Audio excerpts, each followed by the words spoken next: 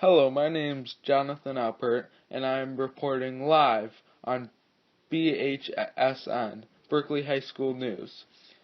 Today, I will be interviewing a very special guest named Jan Alpert on 9/11 oral history.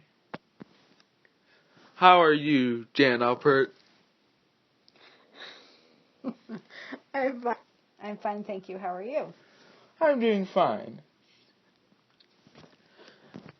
Jan Alpert, where are you from exactly? I live in Huntington Woods, Michigan. I'm originally from New York, Manhattan. How old were you during 9/11? On September 11th, I was 39 years old. Okay, thank you. Where were you on September 11th when we were attacked? I was at home. It was the morning, and I was at home just taking care of you because you were about 6 months old then. Yes, I was 6 months old. Okay, fantastic. Now, did you ever visit the World Trade Center in New York City before 9/11? And what do you remember from that experience? Yes, I had visited a few times. I actually, having lived in New York, from my bedroom window, I used to be able to see the World Trade Center. And I visited many times because my mom, your grandmother, used to volunteer there and greet tourists. So I would sometimes meet her and we would go have lunch, or I used to also work down there by the World Trade Center. Alright, thanks again. How did you find out about the attacks? I was at home and I had the radio on, and they started talking about it, and I just couldn't believe what was going on. So then I turned on the TV. I watched the Today Show to hear all about it. Were you afraid for your safety or the safety of your family? No, I wasn't immediately afraid for us here in Michigan. I was concerned, though, for my mother because I didn't know if it was one of the days when she was supposed to be volunteering there. And I tried to contact her. No cell phones, back then that they had or I had, so I would just call their home phone, and you couldn't get through. I guess they did have cell phones, but she didn't have one.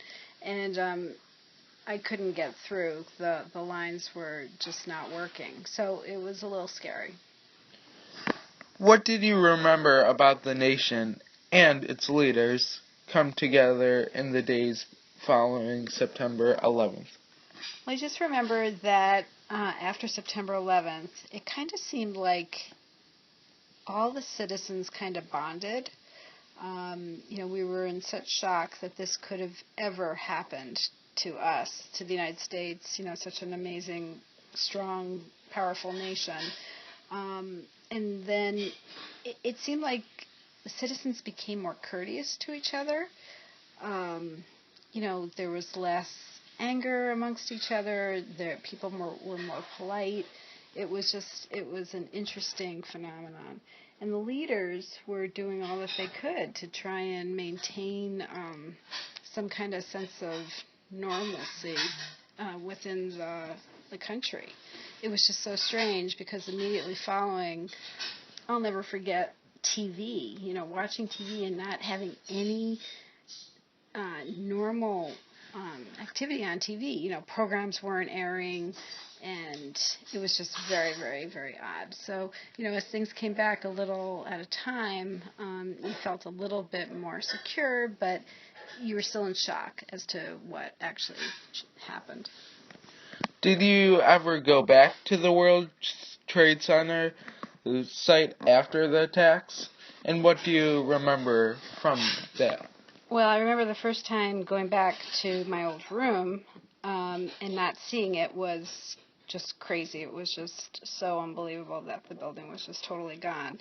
And then I did head down to that area And then again, it just was completely changed, without the buildings there. I have not been to the memorial, but I hope to visit sometime soon. All right, last question.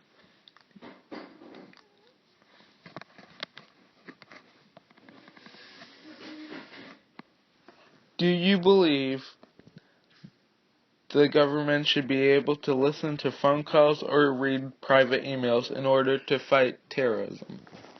That's a tough question because I feel like there's so much Big Brother watching already, with all the security cameras and everything around, which I don't think is that bad of an idea, but when it comes to listening to phone calls and private emails, that might go a little bit far. I want everything to be safe in our country and for our citizens, but that may be a little extreme. All right, that's all the time that we have. Thank you for tuning in to BHSN. And thank you, Jan Alper, my mother, for the interview. You're welcome. Any last words? No, you're welcome. All right. And we're off.